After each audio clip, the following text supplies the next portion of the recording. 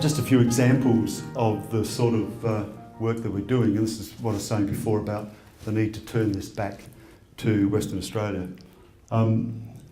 We are undertaking the development of 3 projects in Tanzania currently, 2 for ASX listed companies, 1 for AIM listed, and we are also involved with black earth minerals in Madagascar. Now these East African graphite deposits are really good. They're a beautiful coarse flake material, and if you compare them, say, with the Chinese, and I guess to put into perspective, the Chinese probably produce about 70 to 80% of the graphite. I've been up into the northern graphite provinces of Beijing, of China, sorry, Heilongjiang, where it was minus 24 degrees and like really cold for me going up there. But it's part of the opportunities that we get in terms of being in this great business. So the mining, the exploration, mining, processing of graphite, and Western Australian companies are also leaders in primary processing.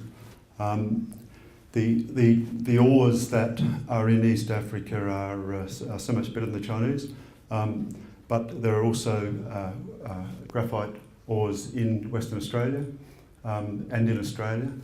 There are some in South Australia. There are none yet that, to my knowledge, are in production.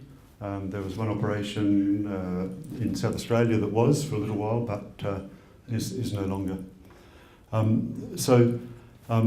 Australians are very much in that scene. I'm here with Phil Hurst. He's one of the speakers from today's summit, Innovation Summit. Phil, good to have you. Thank you very much, Bass.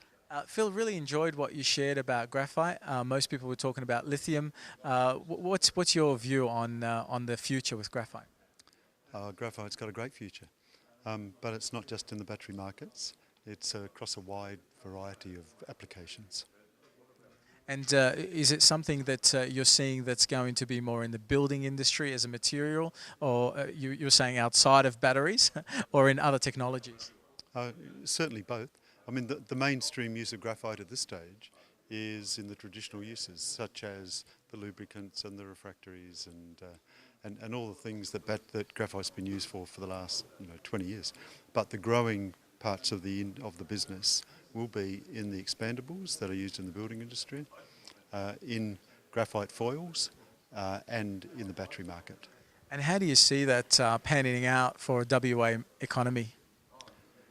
Well, the WA economy is looking forward to growing in the new markets, that's for sure. It's basing it around the lithium market, or the lithium industry at this stage, but there are many other contributions to it, if in terms of energy markets, and graphite's certainly one of those. Western Australia clearly has, in terms of all renewable energies, is as blessed as any other place on the planet. Yet our take-up and follow-through on renewable energy is not great. Our electric vehicle numbers in Australia are as low as just about anywhere in the world. So we've got a long way to catch up there. Batteries are the things that will be most important in harnessing all forms of renewable energy right around the world, and that doesn't have to be produced in the state where the energy source is. Batteries in your home will become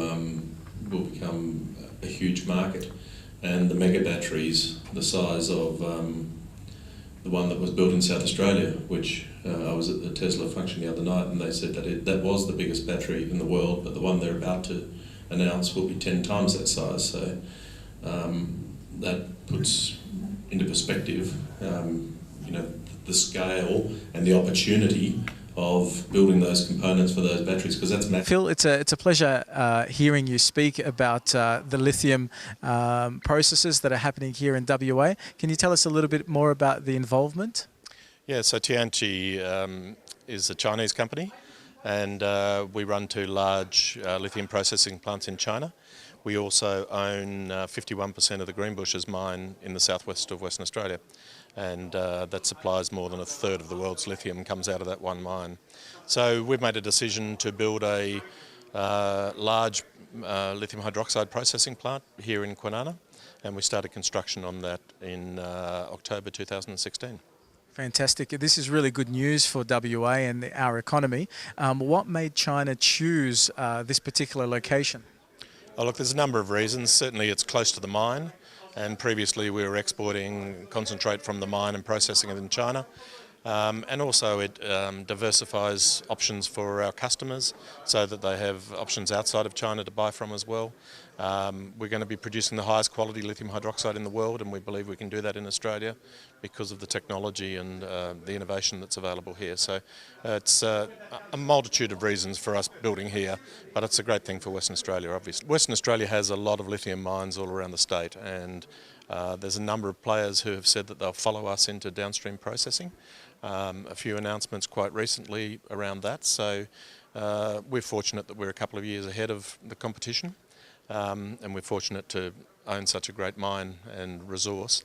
But I think Western Australia has the potential to be it is already significant in the lithium space, but to be a really large power in the world's lithium market and industry. And there's certainly potential to go further downstream processing, even into the various stages of battery production further in the future. Is the money and the employment rate coming in the way of the downstream processing? It's a big investment in this state, and everybody thinks that construction costs are expensive in Western Australia, but you get a quality of construction that is excellent, and it's a good time at the moment because the mining boom has ended and there's opportunities to employ people, and we're employing a large number of people all locally, and nearly all of our spend is in Western Australia as well. So local content is really important to us. I'm here with Peter Kasprzak. He's one of the members of Innovate Australia. Peter, well done organising today's summit.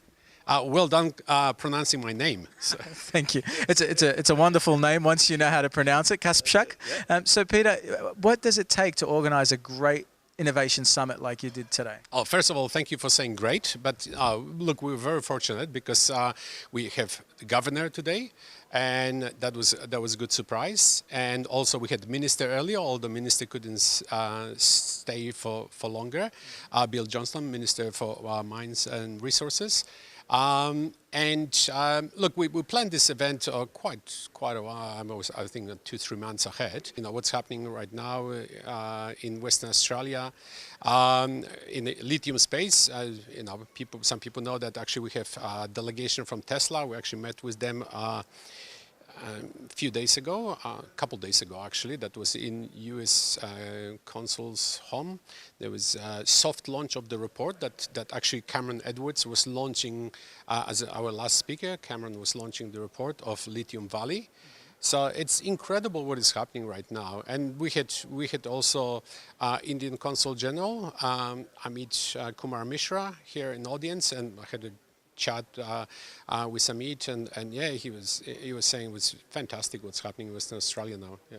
Tell us a little bit about our future talks that are going to be coming from Innovate Australia that people could look forward to attending. Well, we have a range of events, and our events are around innovation. So innovation is not limited to one technology or technique, or it's mainly the state of mind.